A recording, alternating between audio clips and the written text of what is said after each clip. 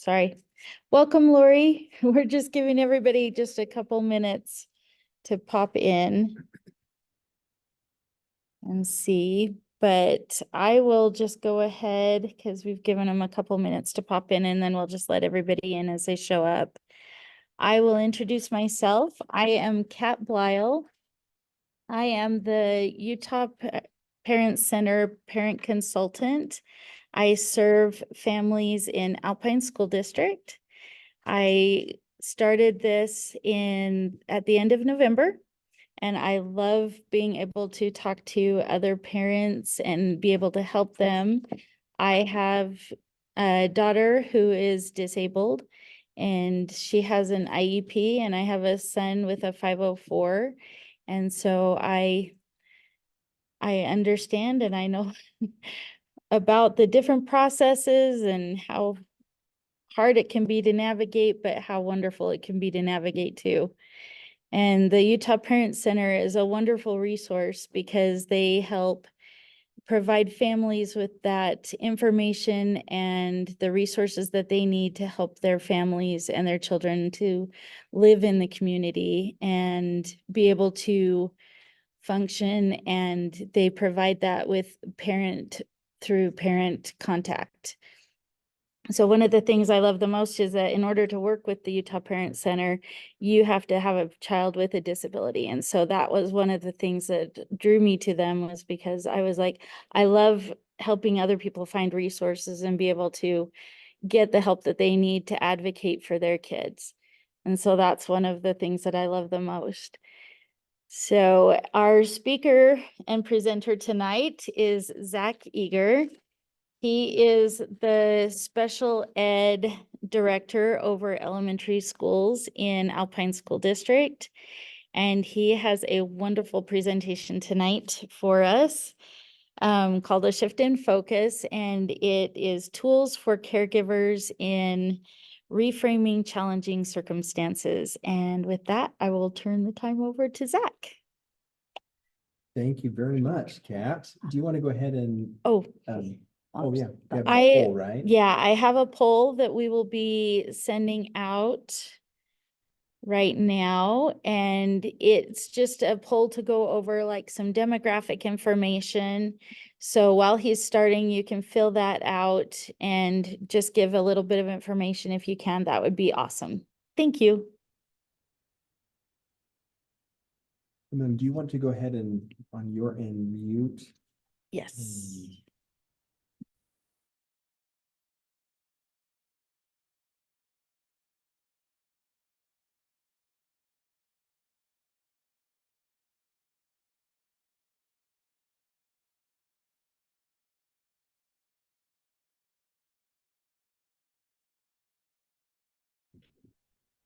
Okay, and is my video also appearing? Okay. Yep. All right. Thanks for everyone's patience as we get this rolling. Okay. We're good to go. Well, it's great to join with those of you that have are attending online. As Kat introduced, I'm a special education director in the Alpine School District. And as Kat and I coordinated about the opportunity to have this meeting tonight and the topic, so many of these parent night opportunities center on the information and the things that we can bring to our students and our children with special needs. And I think that's the right focus. We have meetings about how to support them and their needs, how to support them in transitions post-secondary. But tonight we thought we'd have a slightly different focus and have an evening centered on the caregivers. The reality is, being a caregiver of a child with special needs can be a very exhausting process. It's a very tender process at times. It can also be very rewarding and very ennobling, but it can be nonetheless exhausting at times. And so we thought, why don't we prepare a message for our caregivers and maybe arm them with some tools and some reframing ideas that could possibly help them in the midst of some of the challenge that they do face and that their child faces. So to begin, on this notion of a caregiver of a child with special needs, there are a variety of words that may come to mind when you think of your ability or your role in that capacity. And some of them that may come to mind could include hope-filled, that it is a hopeful opportunity at times to serve a child with special needs. It's certainly meaningful work. It certainly is challenging work as well. Without question, it is rewarding. At times, the wins we may feel like are sometimes a long time in between, until you maybe reorient and look at the smaller wins. We can find those rewards. It's caring work without question, inspiring, especially for others that learn of the great work that caregivers do. It's very inspiring to see what they do. We could add it's exhausting without question. It's the job really without respite in some ways, as we support these loved ones, our children that have these special needs. And it's certainly heartfelt. Now, reality is when we get into that day-to-day grind, so to speak, just the day-to-day efforts of helping a child that has special needs, something that can happen is over time, those positive things associated with supporting a child with special needs can over time start to kind of fade into the background. Oh, my slide just froze again, Kat. There we go. There we go. They can fade away, leaving us to maybe feel like the challenging aspects and the exhausting aspects of our care are really all that are standing paramount in our mind. And those other things that we do find and we do feel on occasion, if we are in the midst of those challenges, they can sometimes feel like they are fading into the background. So tonight our message really in particular addresses how do we help reframe those hard moments, those challenges, not to downplay them, not to pretend that they don't exist, but rather put them in a proper perspective.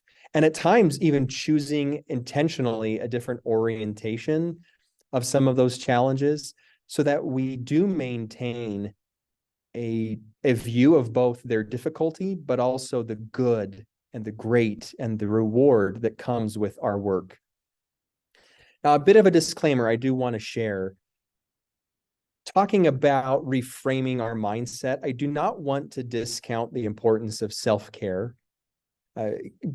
Supporting a child as a caregiver does not mean that we care at the expense of self. We do have to at times make sure we are, much like we hear on airplanes when we go on trips, we secure our own mask before doing that of others. We do need to make sure that we are appropriately caring for our needs so that we can give of ourselves. So please know this is in no way trying to discount the place of self-care. Arguably, what I would purport is mindset, when coupled with self-care, actually can be a much more rejuvenating experience than just looking at self-care alone. If we only think that maybe time in a spa or time at the movies is going to fill our bucket the way we need, the dilemma is we're going to come back to those challenging, exhausting moments, just like we did before. And while we might have enjoyed a great movie or have newly painted toenails or something, we're going to feel the same way. And feeling is something much more attributed to mindset in many ways than just the in the moment experience of what we are encountering. I appreciate this quote by Steve Leasock. Yes, the mind can be a prison, but wait, you are the jail keeper. And in that way, our mindsets can be very growth oriented, or we can also be very fixed oriented in our mindsets.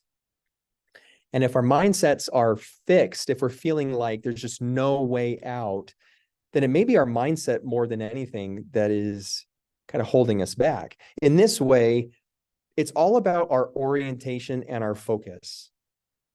So a quick, just for common understanding or common clarity of these terms, orientation we're going to define as a person's basic attitude, beliefs, or feelings in relation to a particular subject or an issue. So those core beliefs or feelings. And focus is what has the center of our attention. So if we think with regards to our circumstances, what is our attitude, our belief, or our feeling about our present circumstances? And where do we choose to place the center of our attention? Our orientation and focus, our mindset, if you will, related to those, has so much to do with our experience in those moments. Now, to actually turn to a real life experience, on the screen, you can see a picture of Nathan Glad. He's actually a Utah's own young man. He lives right here in Utah County. And he exemplifies, I think, what it means to, in spite of life circumstances, to intentionally choose your orientation and your focus in a way that is very powerful and very ennobling. Nathan has a condition known as osteogenesis imperfecta, and more commonly known as brittle bones. And it certainly causes a lot of dilemma and challenges in this young man's life. Not only the pain of broken bones, but other factors as well. And yet, in spite of those factors, it's very impressive to see how Nathan chooses to align his orientation and focus in a very specific way. I have a brief video clip of Nathan. We'll watch it now, and where he actually speaks to how he chooses to view his life in spite of his circumstances.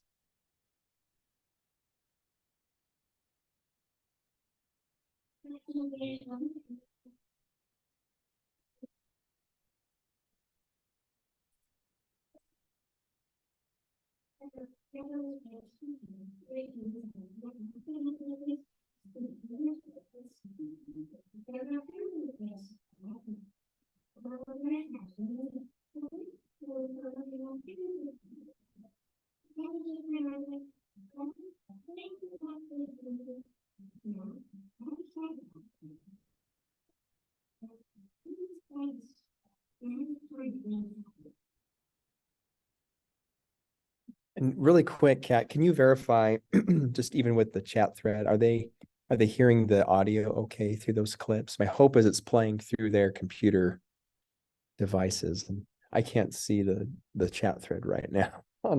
Shelley said not hearing it well. And a great place to try, if you're not hearing the audio well, double check your own computer audio.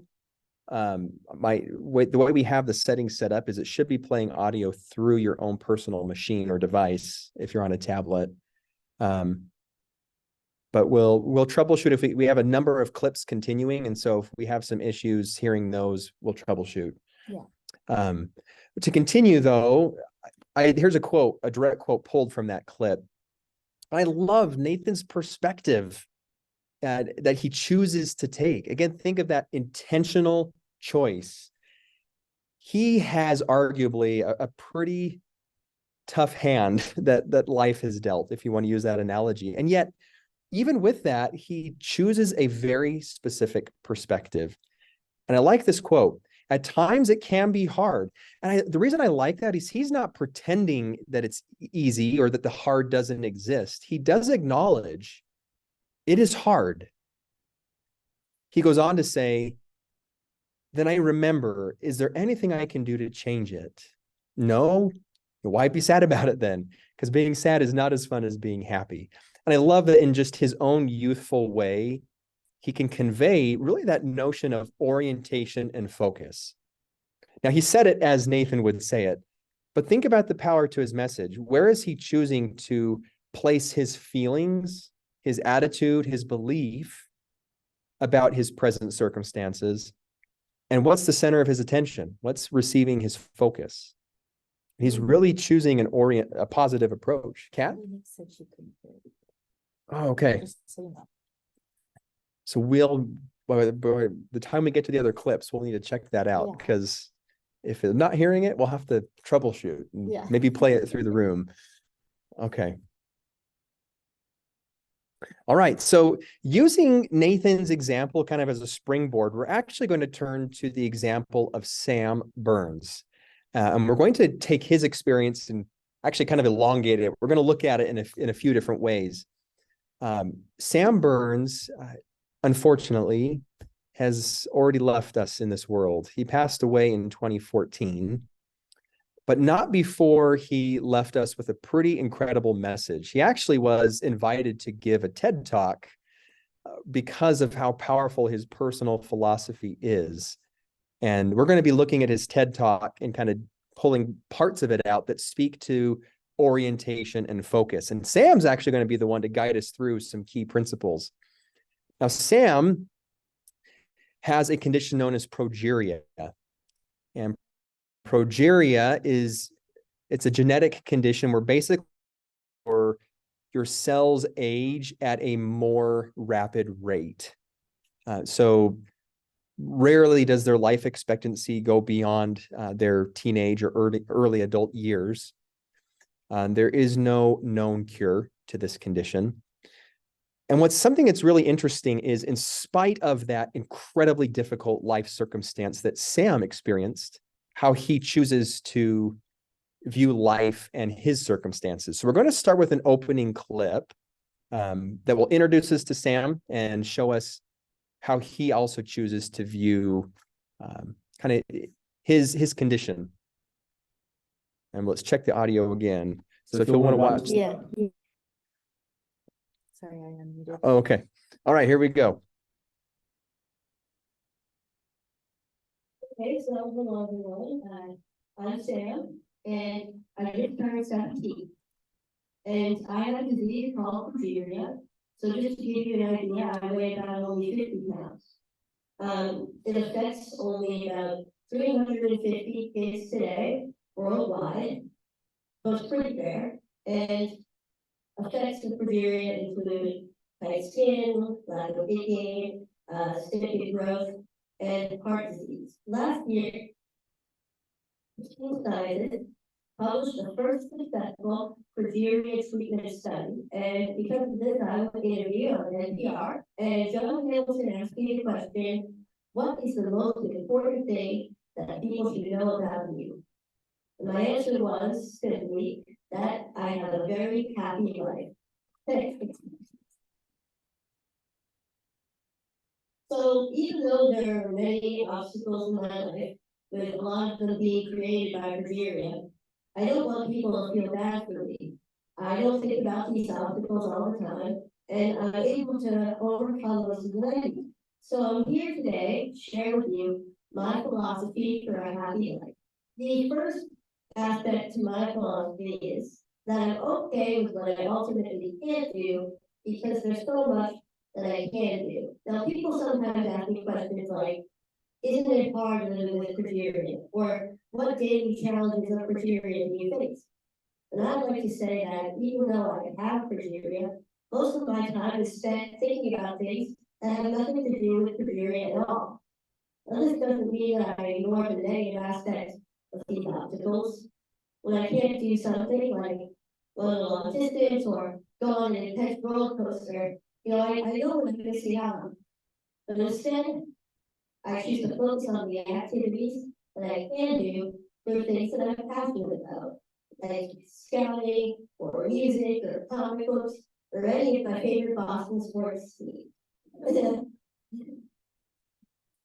All right, so there's our first clip of Sam, and I love how he says, almost introductory to his presentation, I have a very happy life, which might catch some people by surprise when they learn of the condition that he has and what it means and meant for him in terms of his life expectancy and from what some people might say a quality of life by a certain standard. He says, I have a very happy life. And he follows that up with this quote: that doesn't mean I ignore the negative aspects of these obstacles. So kind of like we saw with Nathan in the earlier quote, he's not saying, I just pretend that perjury doesn't exist, or I live a life as if I didn't. He acknowledges there are limitations, there are constraints, there are even negative aspects.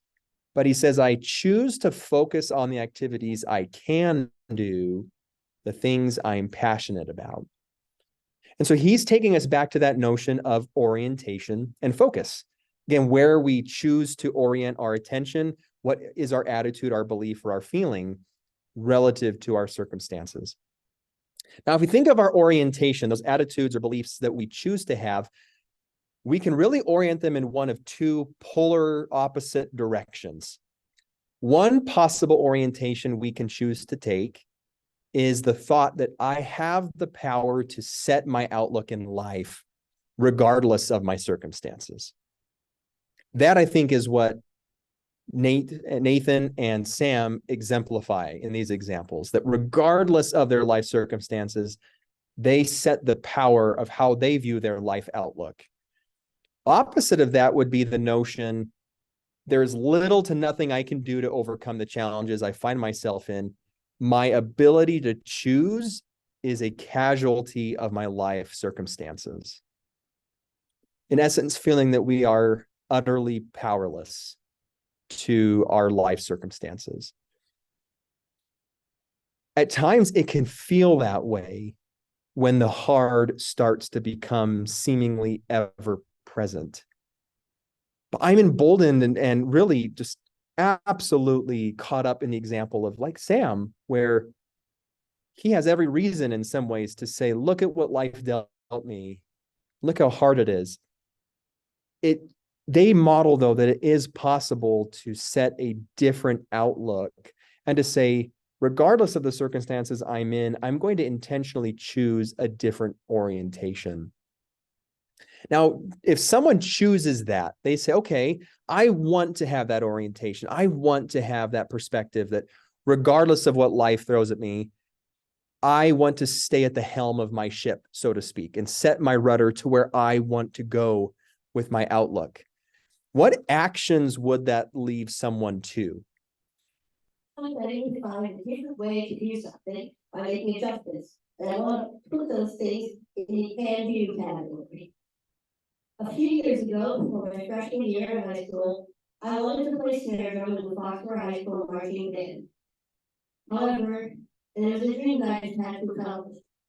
But each snare drum was harnessed weighed about 40 pounds each. So logistically, I really couldn't carry a regular sized snare drum. And because of this, the band director assigned me to play pit percussion during a halftime show. Now, pit percussion was fun. It involves some really cool auxiliary percussion instruments like the bongos, timpani, and timbales and cowbell. So it was fun. But it involved no marching, and I was just so devastated. However, nothing's going to stop me from playing snare drum with the marching band in a halftime show. So my family and I worked with an engineer to design a snare drum harness that would be lighter and easier for me to carry. And so, after continuous work, we made a snare drum apparatus that weighs only about 6 pounds.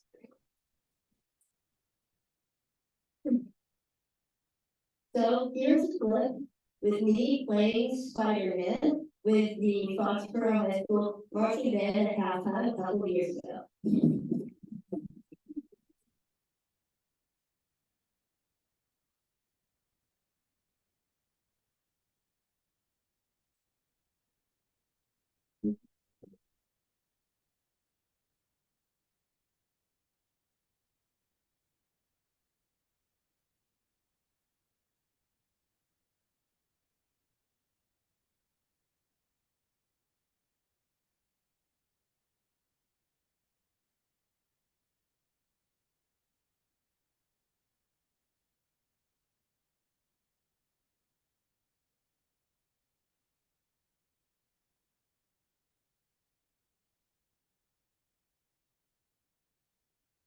Thank you. So that was pretty cool. And so I was able to accomplish my dream of playing snare with marching band, as I believe I can do for all of my dreams. So hopefully you can accomplish your dreams as well with this album. So that question of if we are to have an orientation, an outlook, as he would say, that is more positive in nature, what actions lead us to that or would accompany that outlook? The power of action or the essential nature need for action is suggested by Sam. He talks about putting things in his can-do category by adjustments. So if you look at his example of he really wanted to play the snare drum in his marching band, and there were some very real obstacles that prevented him from doing so. Physically, his frame could not carry a standard snare in a standard harness. It just was not possible. One orientation, if we're thinking of, okay, my life, my ability to choose is casualty to my life circumstances. Someone might say, oh, it's too bad, I can't fulfill my dream, this isn't possible. But instead, that other orientation of I'm going to choose my outlook, I'm going to choose what action I can do that will still lead me to the things of my choosing. That's what Sam and his family really sought to do together. And they got creative. They worked with an engineer and figured out a way of getting that 6-pound harness and drum combined that allowed him now to fulfill that dream of participating in the marching band. So orientation is directly coupled then with certain action. In fact, it can lead us to action once we have that belief that we can still act in spite of our circumstances. So think of that orientation again. Another way we could then frame this with the idea of action overlaid is, are we able to act or are we acted upon? Obviously, the top mindset is the notion that we still can be agents, we still can act, we still can choose. Whereas the bottom mindset is one of, I can't choose, my ability to choose has been taken from me. So choosing to act when it comes to our orientation really puts us in this notion of, are we choosing to be a victim of our life circumstances that, again, it's a casualty of those circumstances? Are we victimized by how we find ourselves in this life? Or are we choosing to be a creator in spite of our circumstances? So think of Sam again. Regardless of the circumstance he found himself in, he chose to create in some way. That notion of a victim or creator orientation, they're polar opposites of each other. But this is a thought we're going to explore more deeply through the remainder of our slides today. Are we choosing a victim mentality or mindset? The word we'll use is orientation. Or are we choosing a creator orientation? So let's go back to Sam. He's going to walk us through these mindsets in his own way in just a few minutes. The next aspect of my philosophy is that I surround myself with people that I want to be with, people of high quality. I'm extremely lucky to have an amazing family who have always supported me throughout my entire life. And I'm also really fortunate to have a really close group of friends at school. Now we're kind of goofy, a lot of us are band geeks, but we really enjoy each other's company, and we can help each other out when we need to. We see each other for who we are on the inside. So this is us goofing off a little bit. And so we're juniors in high school now, and we now mentor younger band members as a single collective unit. What I love about being in a group like the band is that the music that we make together is true, it's genuine, and it supersedes criteria. So I don't have to worry about that when I'm feeling so good about making music. One thing I appreciate about this clip is it introduces the essential role of a team, a support team, when it comes to experiencing our life circumstances. Now, as caregivers, you are in that role to your child with disabilities, but you as a caregiver too we can all follow Sam's example and look at expanding the people around us that can do like what his friends did for him. Those people that buoy us up, that ensure we see life through the best possible outlook as possible.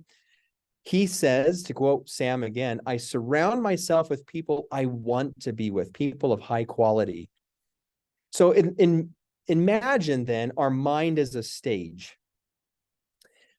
The orientation that we take, so again, that victim orientation or a creator orientation, it determines the players that are going to be on the stage with us.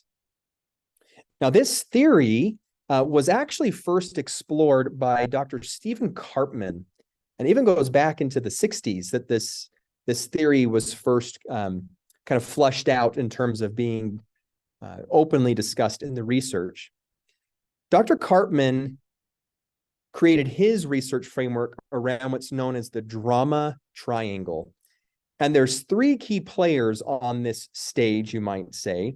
The first is the victim. We talked about that already. It's a person that feels that they are the victim of a certain circumstance.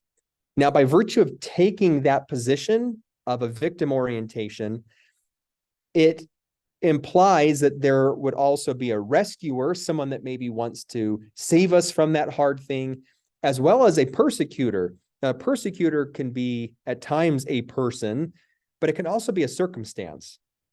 So if you look at Sam's example, if he saw himself as a victim, he might say the persecutor is my progeria, and he's going to search for some type of rescuer to try and save him in those circumstances. And we actually see this unfolding around us all the time in life. That was the reason Dr. Karpman actually explored this theory, is when we see ourselves as victims and we immediately create something as the persecutor to our life circumstances, we naturally want rescuing. So let's say that I'm diagnosed with a life-altering condition, and I might view that condition as the persecutor in my life. I might then see a doctor or a medical provider as a rescuer that I'm going to look to them for saving in this circumstance. The hard part is, what if they can't fully? Like, what if they can improve my quality of life, but what if there are certain elements to my life that the hard is not going to be fully taken away from me? I can't be fully rescued in essence. Does then the doctor become my new persecutor? Do I turn my animosity towards him or her because I couldn't be fully saved and the heart is still there? And do I go on this endless search for another medical provider that can finally give me the answer I want?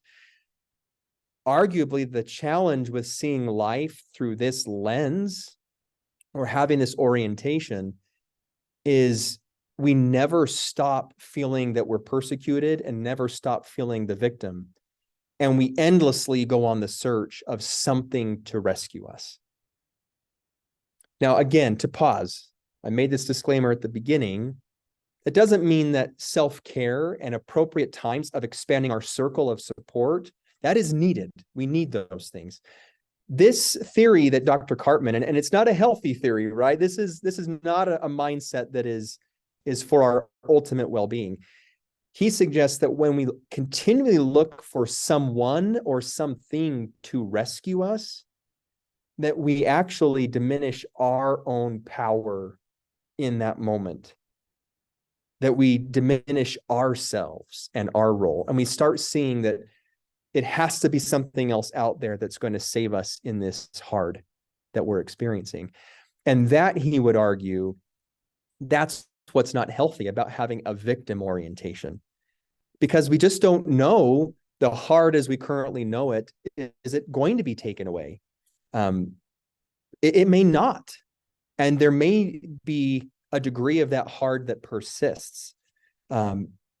Choosing how we see life and choosing our orientation in that hard, much like Sam did, where he said, okay, I have this condition known as progeria, I'm not going to be just a victim to that. I am going to choose to have my own say in how I live my life, even with this condition.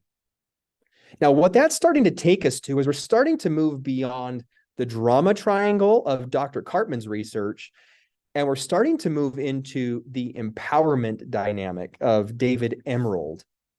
Now, to kind of show you how these two bridge, David Emerald took the theory of Dr. Cartman of the drama triangle, and he expounded upon it in his own contribution of the empowerment dynamic.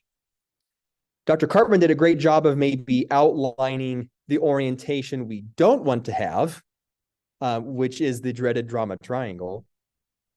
David Emerald said, okay, if we were to take this and turn it on its end to completely shift its orientation to the orientation we do want to have, what does that look like? And that's where the empowerment dynamic came from.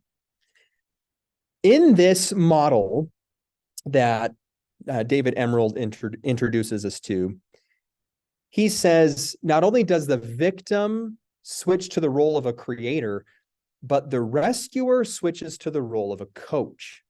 That they're no longer seeking to save the person from their hard, but they now exist to support a person in that hard, on how to either make the most of their life circumstances or even how to reframe the circumstances that they're in. And they coach them, they support them, they help them reorient themselves in those circumstances. Similarly, a persecutor no longer just serves as the person or the circumstance that is causing us this hard.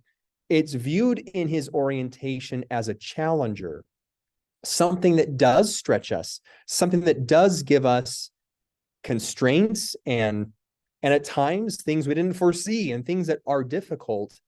But those challenge moments can actually serve to stretch us and to inspire creativity. And so when you put these together, that instead of a victim orientation fueled by a persecutor thought and a rescuer seeking orientation, a creator is supported by coaches and given real context that isn't necessarily stalling them. So these challenging moments don't kind of cause us to completely stop in our tracks, but it does give us a framework that we can be creative within. So within this challenging context, I'm going to create, and I'm supported by a coach all along the way. So having now kind of introduced these notions between the drama triangle and now bridging into the empowerment dynamic, let's go back to Sam as he continues to speak to the power of the orientation that he chooses to take. Third aspect of the philosophy is keep moving forward. Here's a quote by Manny Mayo in Walt Disney, and it's one of my favorite quotes. I always try to have something to look forward to, something to strive for to make my life richer. It doesn't have to be big. It could be anything from looking forward to the next comic book to come out, or going on a large family vacation, or hanging out with my friends, to go to the next high school football game.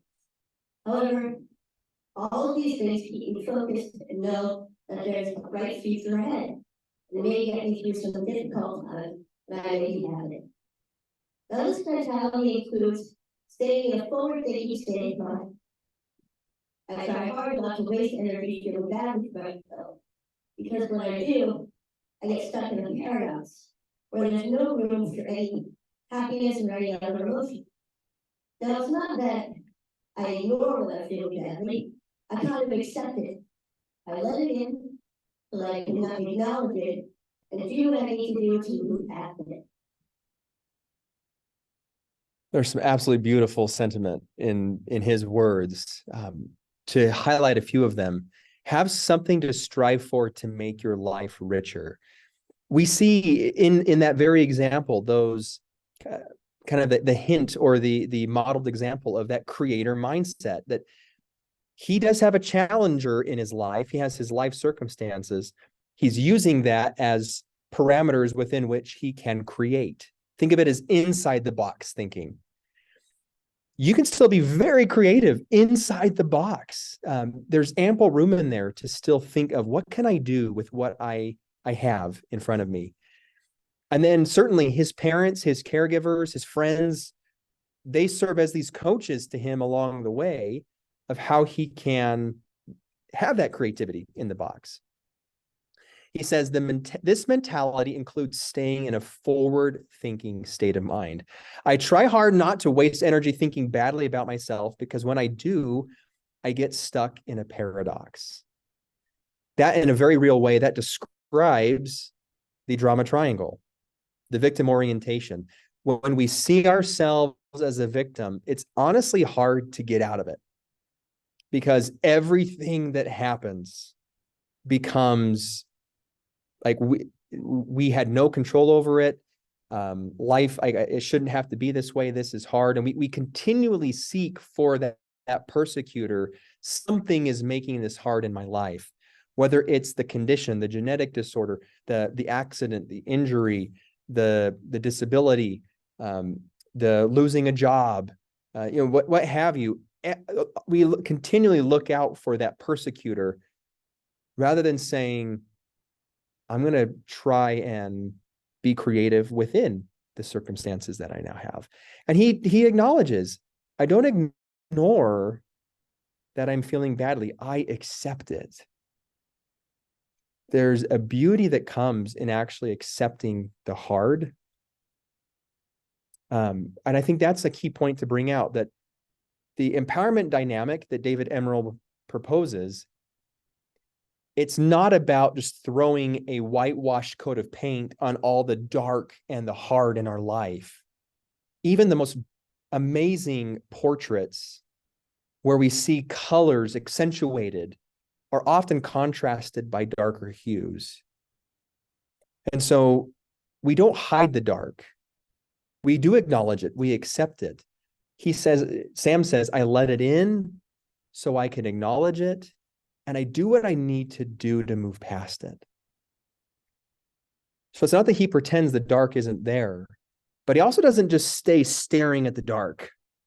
Similar to like a portrait you might see, our eyes are drawn to the parts of light because they're accentuated often by the dark.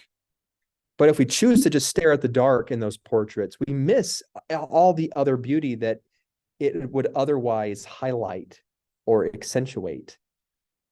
Think of that again, use that juxtaposition of a victim orientation or a creator orientation.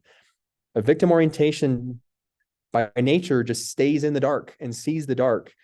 Creators intentionally choose to see the light, to see the possibility, to see next steps, to see what can be. This brings us to the importance of vision, that we do need to orient ourselves to something. That focus, where we put our attention, that is best had when we can link it to a vision of where we want to go. We're going to have sidesteps. We're going to have slipbacks. We're going to have the hard. Acknowledge that they happen. Acknowledge that they're there. Let it in, as Sam would say.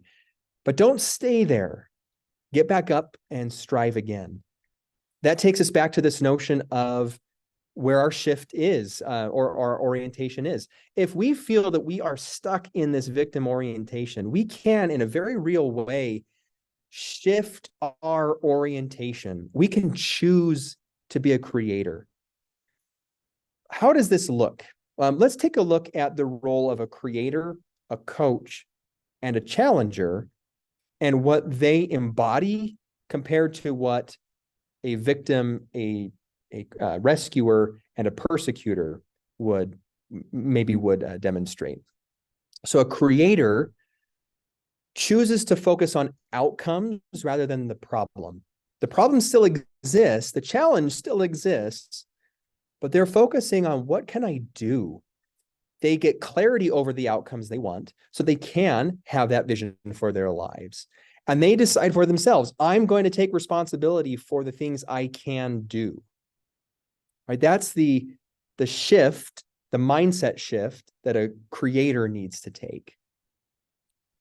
A coach, rather than a rescuer who just wants to come in and, oh, I'm so sorry. That is so sad. That is so bad.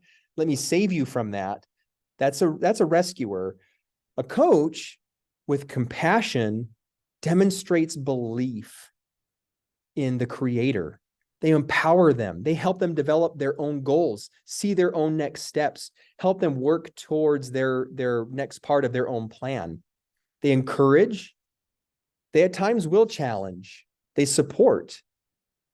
They support the creator. And here's the key though, in their solutions.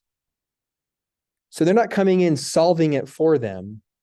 They're helping them, the creator, find their own solution to the challenge that they're in.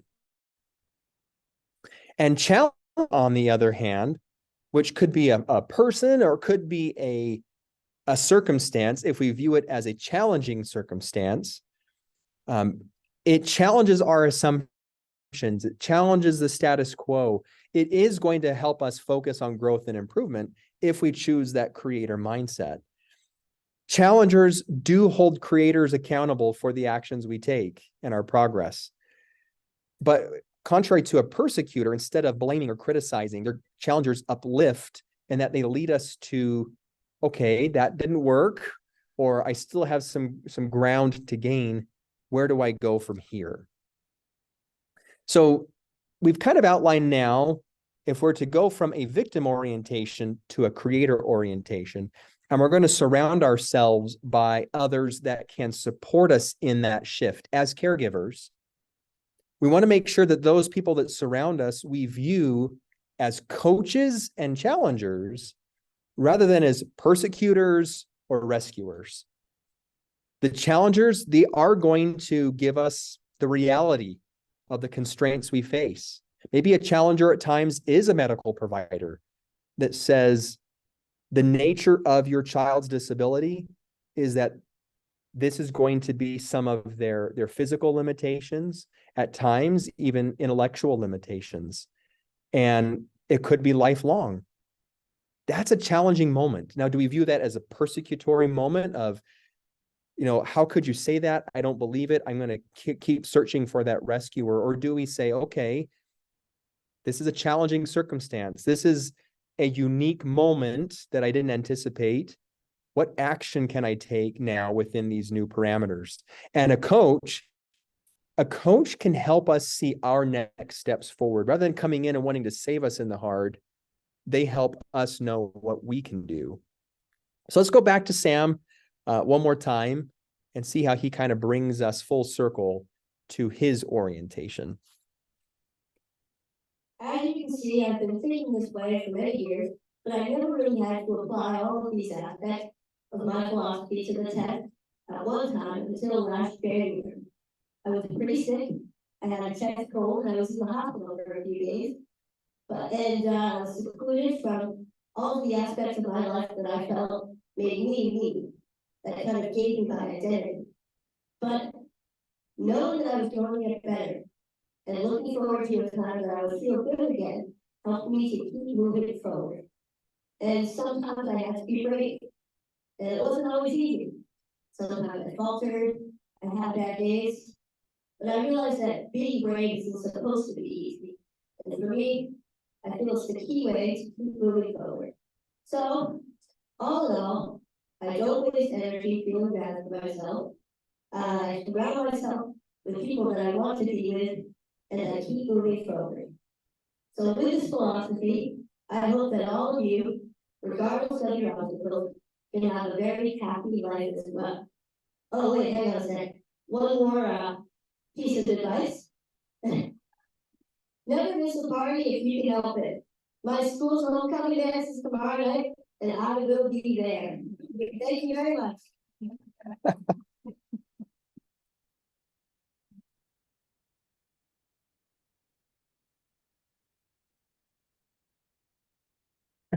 I smile because Kat and I were just talking at the start of the meeting today that her daughter has a dance this weekend. Yeah. And she will be there. She will be there. She will be there.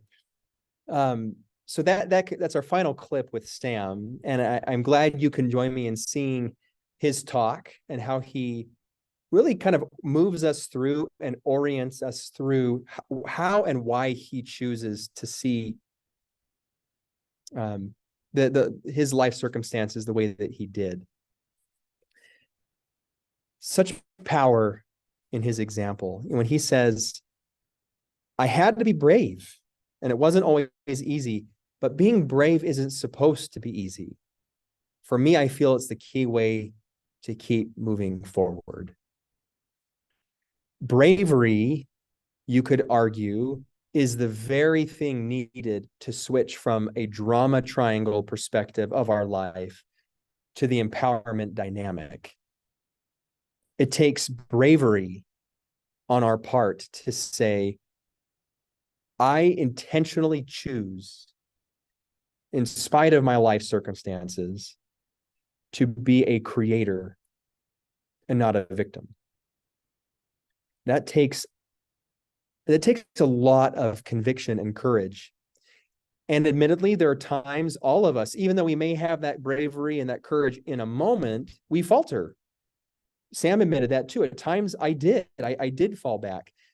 That's why it is so essential to find those in our lives that can become those coaches to us and appropriate challengers to us that reorient us back to that orientation, so that if the tendency or temptation is to slip into victim, that those that we connect with and surround ourselves with help pull us back into a creator mindset, that we can choose to act. We can choose our next steps, even in spite of our circumstances. To end with this quote by Christopher Reeve, who himself experienced a pretty significant life-altering injury, leading to a vastly different life circumstance. Once you choose hope, anything is possible. Hope, I feel, really is the kind of the driver to that empowerment dynamic orientation, that we choose to see these silver linings. And not that we choose to, like a Pollyanna, we just incessantly say, I'm happy, I'm glad all the time. Hope means that we can see opportunity even in the challenges that come our way. And that is really what I think makes a creator orientation possible. When the hard is there, we look for the opportunity. So when you think about the weight of a caregiver of a child with special needs, it is a real weight. It is a real challenge. Those are real difficulties that a family is experiencing. What are the opportunities that exist within those challenges? The sweet children that all of us are able to love and care for, that have varying disabilities and impacts of those disabilities. What possibilities can they accomplish? And what possibilities can we do as their caregivers to help them become the truest measure of who they can become? At its core, that I think is our why to the empowerment dynamic. I hope that really concludes my presentation tonight. I'm going to kick it over again to Kat, who's going to speak from a caregiver's perspective. So you've heard from me the theory behind it, and all of us have heard from Sam and from Nathan. It's nice when we can have a rubber hits the road moment from someone that is in that very moment, that experiences those hards and those challenges, and kind of get her take on it. So Kat, can I turn this to you? And Yeah. or are you there? Are you on? There. Okay, go ahead. I'll just use your microphone. Okay. So when my daughter was born, we were told that she would never live. So right off the bat, normal pregnancy and stuff, but then complications at birth, they told us she wouldn't live. So that was a drastic change to our life, but she was a little Spitfire. And she decided to prove everybody wrong. And we made a promise to ourselves that, and sorry, I get emotional talking about her, but we made a promise to ourselves that every day we had her in our lives, we would try to make it the best day ever for her. Is that always possible? No, because there are hard days as a caregiver. And but having that mentality of, okay, we have her in our lives. What are we going to do to try and make this the best day ever? What are we going to try and do to make her life good and to make our lives good too? And I remember one day a therapist came when she was just a baby, and he showed up at our house for the first visit, and he took one look at her and he's like, she's not going to do anything. And my mama bear kicked in, and I was like, I thought in my mind, I was very nice to him, but I thought, don't tell me what my child can and can't do. And I realized at that moment, I'm like, okay, I have a choice. I can choose to either be like, okay, she's not going to accomplish anything. She's never going to walk. She's never going to do anything. Or I can choose the mentality of, okay, what can we do? What can we work with? And so my husband and I, we were like, okay, what can we work with? And so we chose to work with her therapist, and we're like, okay, you say she's never going to walk, but what can we do to help strengthen her legs? What can we do to try and help her with that? And okay, you say she's never going to talk. Okay, but what can we do to try and make that maybe possible? And we never gave up. And it's amazing how we never discounted her. And we're like, okay, we're going to just push and see what she can do. And to this day, they told us that she would never see, hear, suck, or walk. And she's proven everybody wrong. And it has taken a lot of hard work and a lot of hard days and disappointments, multiple surgeries and things like that. But we take a look at it and we're like, okay, she has gone from point A, where they said she wouldn't accomplish anything, to point B, where she is in a wheelchair. She can operate it herself. She can talk and carry on. She loves to tell knock-knock jokes. And she gets a laugh and snort laughs and causes everybody around her to laugh too. And she brings so much happiness to others. And if we had not pushed and tried that can-do mentality and like, okay, this won't work for her, but what can work for her, then that wouldn't have been possible. And one thing that sticks out in my mind the most is she couldn't go on a playground because she was in a wheelchair, and most playgrounds have the curbing around them or wood chips, things like that, sand. And so it is not feasible for a wheelchair. And so, but they have accessible playgrounds, but they were really far away. So like Salt Lake County and things like that. And there wasn't any in Utah County. And so an opportunity came up where we were able to talk and present an idea to Orem City. And we're like, hey, you guys really need to build an accessible playground. And they're like, oh, I don't know, will there be that many people that come? And we're like, you would be amazed at how many people will come if you just try, if you just build it. And that there are people all over now who come to the Altogether Playground because it was built and it is an accessible playground where able-bodied kids and kids with disabilities can all play side by side. And that was possible because we're like, yes, you can do that. You know, you don't need to think that you can't, but it's something that you can do. And here's a way that you can work around it. And we worked with them on creating ideas that could work in that situation.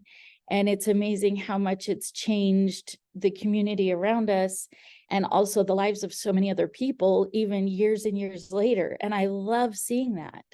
And it's possible with the shift in the focus. It's possible with like Nathan's attitude, where he's like, I don't waste time being sad because it won't change anything. I choose to be happy. And Sam's perspective with keep moving forward and acknowledge the hard and focus on the positive, and always have something to look forward to and something to strive towards. And I fully believe in that. And I know that it's a good thing to do and a good way to look at life. And so that's me. I so appreciate Kat's perspective. She speaks from a place of sincerity and experience, because she has tread that very path as a family and as a mother and as a caregiver. But I think there's strength as caregivers in moments like this too. One of the great things of the Utah Parent Center is it can connect families of caregivers that do take care of children with special needs. It connects you with each other. So if you are looking at how do I expand and find those coaches in my life that can buoy me up and help me see the possibility, the Utah Parent Center is a great place where you can find people to support you in that and connect you with resources, and it's a great place. So there's a good plug for Thanks. organization we appreciate too in the Alpine School District. Yeah. Well, that brings us to the end of, I think, of the content we had prepared. Should we see if there's any questions and look to the chat thread? And before we start the questions, we have just a little quick poll, if you ladies could fill it out. It is just how you like the presentation and what you thought about it. So I'll leave that up for a couple minutes while we address any questions or any comments you have. We would love to talk, help you out with anything. Well, Zach and I are available.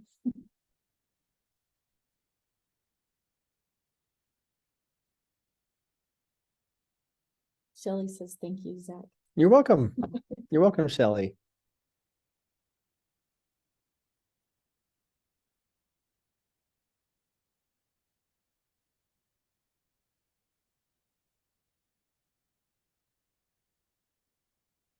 I'm curious from the Parent Center perspective, how often are there caregiver-oriented messages? At least annually, is there something in there, or that really is almost just for them? Or Yes, I think, yes. I mean, there's, depending on how you. Yeah, frame it, you yeah. know, everything is really for the caregiver. yeah, But, yeah, there's definitely presentations like this. good. And then we have our family to family program that links families together, and they kind of, and that's a great way for parents to meet other parents during doing activities and things like that. That's great. And I see Kat and I get to interact in a slightly different capacity, right, between her role and my role in the district. But I love these moments when we're really supporting the caregivers, the families. Yeah, and I love being able to help families and parents be able to find resources and things to help them, Mm-hmm. or answers to questions. And I can say, hey, I've been there. I know how it is. Here's something that can help you out. And there's so much value in connecting with others that have been down that path. There's a lot of resources out there. Sometimes it's finding it. Sometimes there are the constraints of wait lists and Yes. Helping someone that's been down that path say, okay, here's what you need to do. Here's where you might need to be a squeaky wheel. Here's where you don't necessarily need to be. And so yeah, there's a lot of good in just this connection. Yeah, But it's great. Thank you. yeah, you bet. I was grateful So- to share the message. Yeah, we really appreciate it. It's always good. Every time I get to see it again, it's good. Well, thank you ladies so much for being here tonight. I will probably close down the poll now and does anybody have any questions or want to comment or anything? I just wanted to say thank you to both of you. And hopefully you guys will do a recording of it and other parents can watch this and get inspired as well. You both did a great job. Thank you. Thank you. Thank you. And yes, we will have a recording of it that I will post. So if you want to send it out to people and say, hey, check this out, I listened to it. It will be out there. But thank you.